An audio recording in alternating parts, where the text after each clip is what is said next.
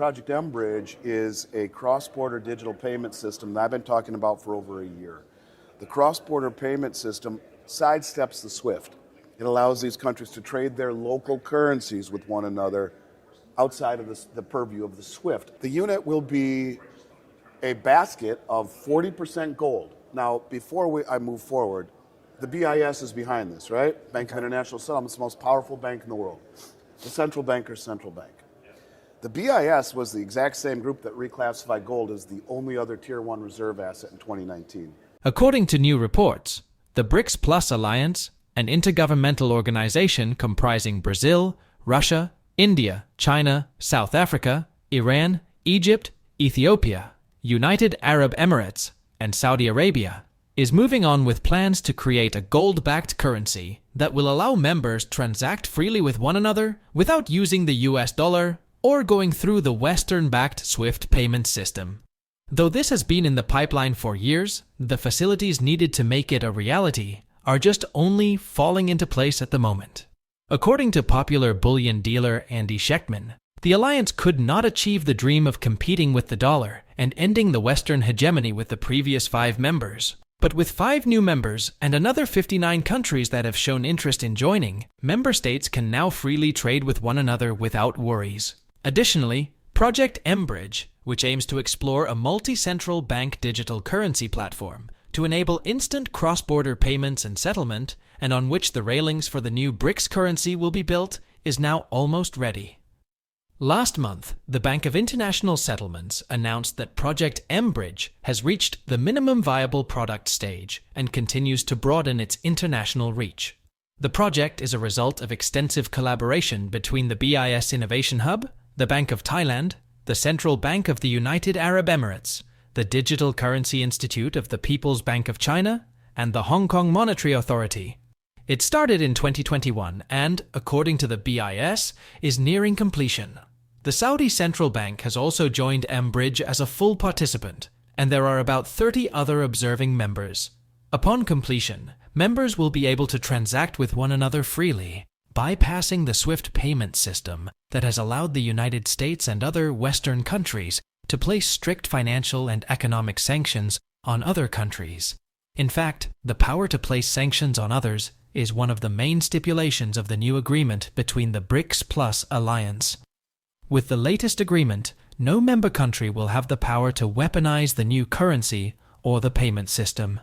Plus, it will all be backed by local currencies and gold, which will ensure stability and accountability. We will now present clips from Andy Schectman's recent interview with Andy Millet, in which he discusses the proposed BRICS currency, Project M-Bridge, and gold's role in the new economic order.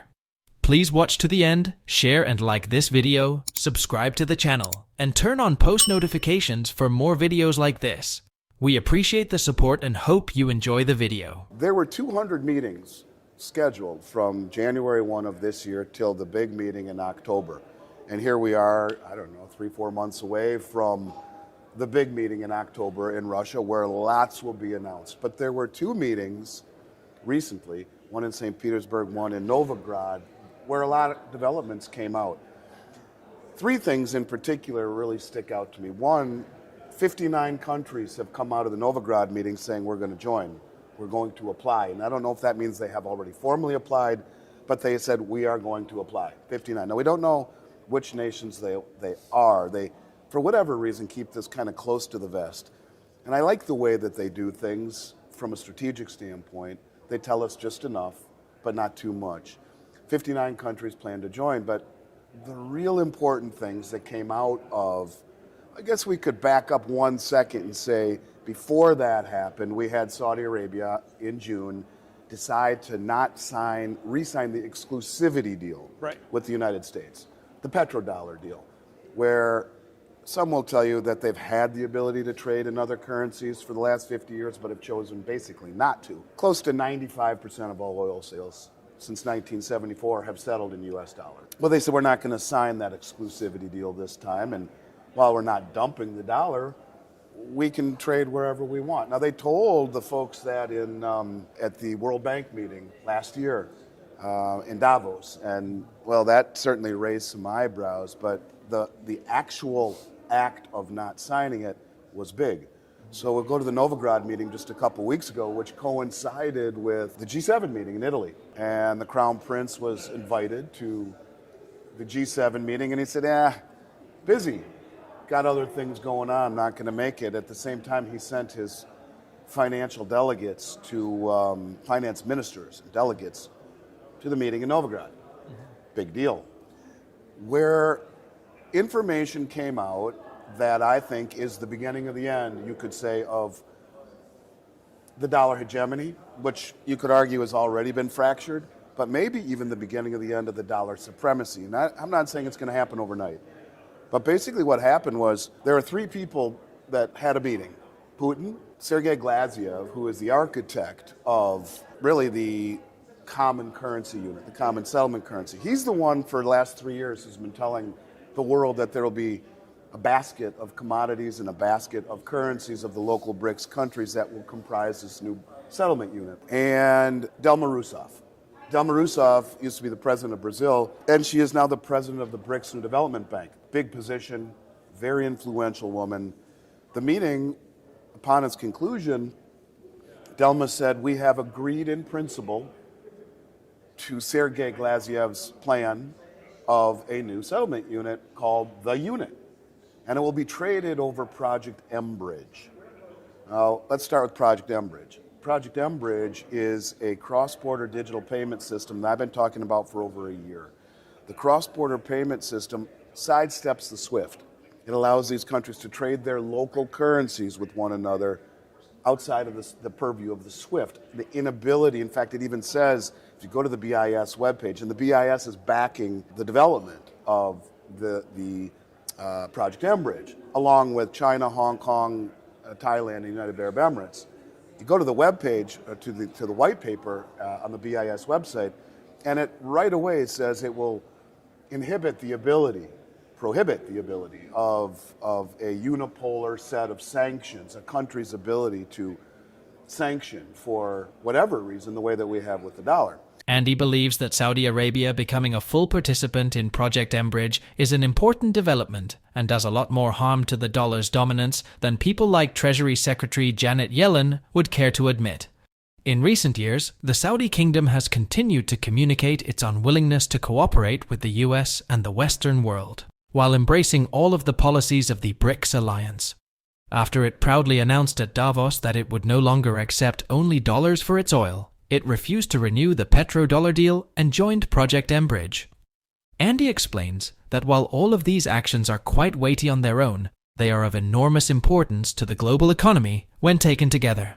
According to the popular bullion dealer, the Bank of International Settlements' involvement in the project, just a few years after it declared gold as a Tier 1 asset, and member states repatriated their gold one after the other, is an important factor that shows how big of a deal this is. Let's get back to Andy's interview. And you can see how this is all developing, but the unit is something that is very, very, very, very interesting. And the unit, according to Dilma Rousseff, which was agreed in principle, and they said we will have a special meeting in September in China to more or less discuss the unit with intentions of rolling it out at the big meeting in October. The unit will be a basket of 40% gold. Now, before I move forward, the BIS is behind this, right? Bank of International Settlements, the most powerful bank in the world. In 2017, we had been in 6 years worth of a downdrafting gold market. About 3 years earlier, the Bundesbank told the United States, give us back our gold, and we didn't really do it. But by 2017, they made a really big stink about it. Followed by, a few weeks later, the Bank of Austria, Hungary, Turkey, Poland, Czechoslovakia, the Dutch National Bank. All of these banks said, give us back our gold, just like you're doing for the Bundesbank. Those banks, the next year in 2018, bought more gold as a group as they did in the previous 60 years combined. And then the next year, 2019, 100% more gold. Massive gold buying spree, repatriating their gold. Repatriating, let's remember that. Repatriating, buying spree, and then somehow, coincidentally, shockingly, the BIS said, oh, by the way, everyone, gold is now a Tier 1 asset. BIS is part of Project M-Bridge, right?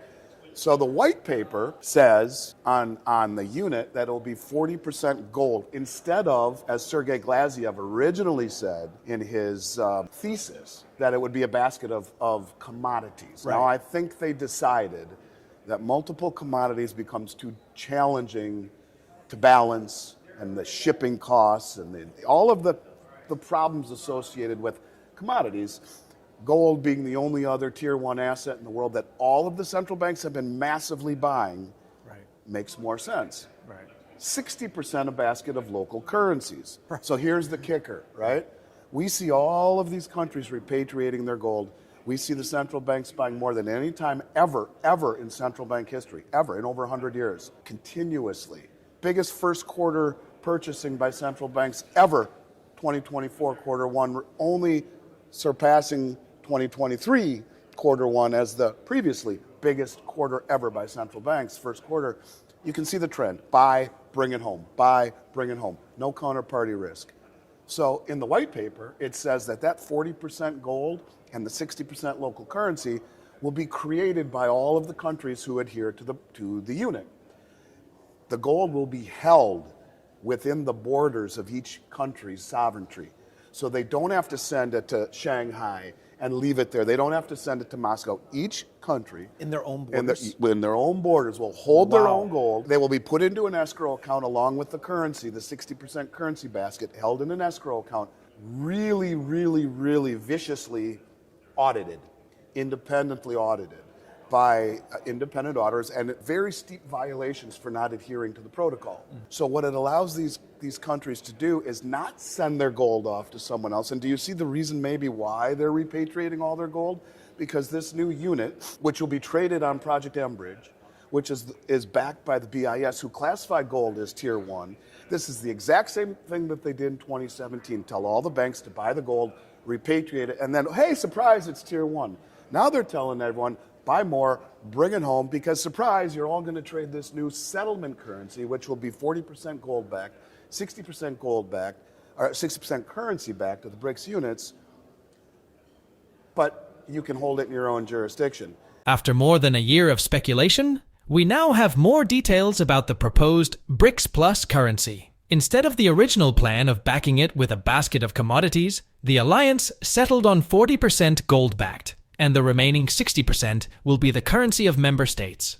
This will create a stable currency backed by gold and free from unchecked inflation and currency debasement due to money printing. In turn, it will make gold even more valuable as its price will skyrocket to match the value needed to support such a huge system. Andy and others believe this will significantly and negatively impact the US dollar and the US economy. Do you agree with that assertion? Please share your thoughts on Andy's interview with us in the comments section. If you liked this video, don't forget to give it a thumbs up, subscribe to the channel, and turn on the notifications bell for more videos like this. Thanks for watching.